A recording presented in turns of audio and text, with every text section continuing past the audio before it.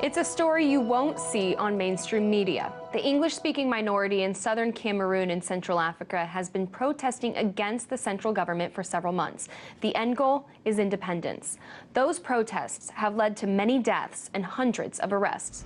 Internet access has been shut off in Southern Cameroon to prevent any information about the protests from coming out, something that drew the attention of whistleblower Edward Snowden. Not the attention of the media, though. RT's Alexei Arashevsky was the only TV journalist at a Cameroonian protest in Washington, D.C. last week. This is his report.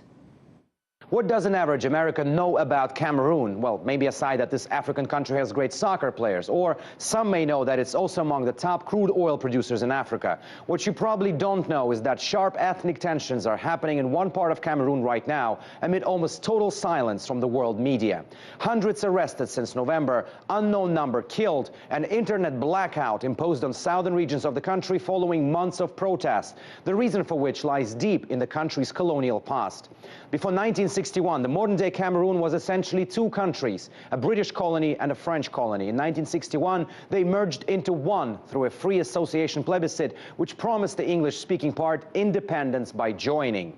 However, for decades now, the Anglophone minority in Cameroon has been saying that central government tramples on their rights, from pushing out English language from schools to denying English speakers state jobs.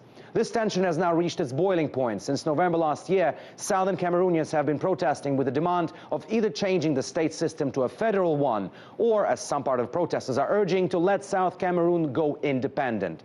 The response from the authorities has been brutal. I have to warn you, the pictures we're about to show you are extremely graphic.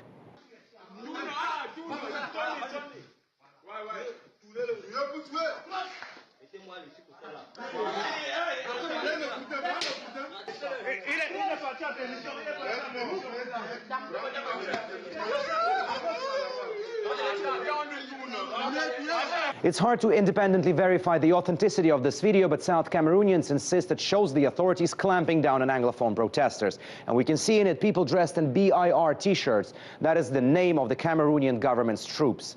In total desperation that their voices are not heard, South Cameroonian community in Washington, D.C. took their anger to the French embassy in a vocal protest last Friday, and I went there. The police, the gendarmes, the army, in fact, we are now occupied like it is a war theater. Because when the soldiers are on beat patrol, they see an ordinary citizen, they say, don't re-embal, give him a bullet.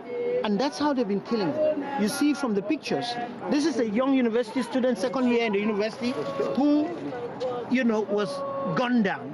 The Cameroon establishment is in a bloody and occultic partnership with the French establishment and the British establishment. Yes. They are giving room for the execution of the well-planned genocide. You may ask, why in front of the French embassy? Well, not only because South Cameroonians believe Paris has a huge influence on the Cameroonian central government run by Paul Biya, who's been in power since the 1980s, but also because they believe the French are deliberately silent and are not stepping in. The Bakassi Peninsula belongs to South Cameroon, and that's where a lot of oil was discovered 5 years ago. Easy to imagine that if those calling for independence of South Cameroon get what they want, France's oil interests and easy access to that oil would be scuppered. Alexei Arashevsky, RT, reporting from Washington, D.C. To talk more in depth about this situation, we're joined in studio by Herbert Bow from the Movement for the Restoration of the Independence of South Cameroon. I really appreciate you being here today. Watching Alexei's story, a lot of those parts, they're really hard to watch. Tell me what's going on in Cameroon right now. What's going on right now is that the government is trying to prevent the world to find out what's going on, which is they are perpetrating genocide. We are a few days away from trial of the leaders of lawyers and teachers who are just asking for a fair hearing from the government. And these are people facing treason now. They're facing trumped-up charges of smuggling weapons into the country. We have a situation of students not going to school, and we have a situation of people being arrested randomly, deported to the site, to the French-speaking part of Cameroon, and held in either concentration camps or in private prisons like the ones we saw in Alexei's report, and are being killed and disappeared. Are there historic reasons for these calls for independence? Obviously, there's a reason for it. This escalation sounds terrible for the minority. What are the historic reasons to call for independence? Very briefly, from 1953 to 1961, this part of Cameroon had a self-government of its own that broke away from Nigeria after 44 years of association with Nigeria and put together a government of their own.